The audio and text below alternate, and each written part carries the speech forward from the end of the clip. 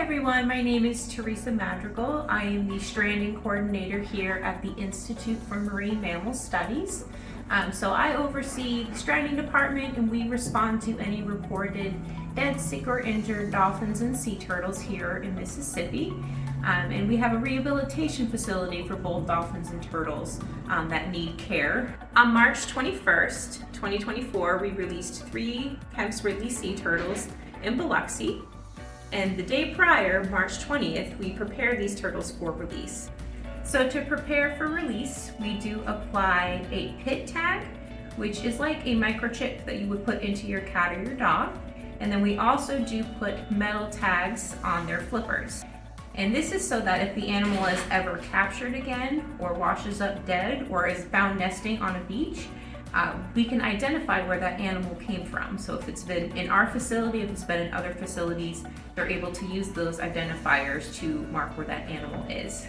Additionally, we had one turtle that we put a satellite transmitter on.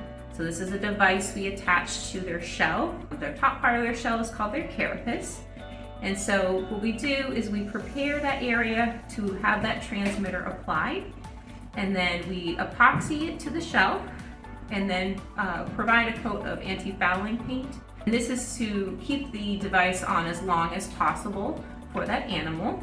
And essentially when it is released, every time it comes up to the surface to breathe, it will send a transmission to the satellite, and we're able to track where they're traveling to.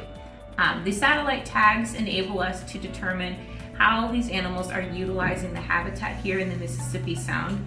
And this is extremely important because we're able to see areas that they're utilizing for foraging and how they're moving within the area. We get a lot of questions on our Facebook Lives as we're live streaming our sea turtle releases. And one of the most common questions we get is why we don't do any of these releases on the weekends.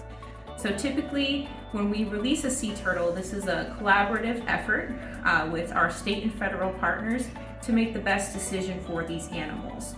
So to avoid boat traffic on the weekends, that is why we typically release these sea turtles during the week.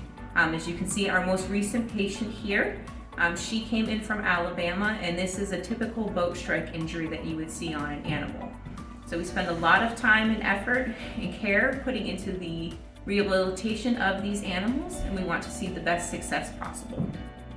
We want to thank everyone involved with this process, including Mississippi State University's College of Veterinary Medicine, Mississippi Department of Marine Resources, who funds our satellite tagging project, and NOAA and all the other state and federal partners that we are directly involved with, as well as U.S. Fish and Wildlife. We have a great turnout for this, and we're very excited every time we have a very large crowd to see these turtles go back into the wild.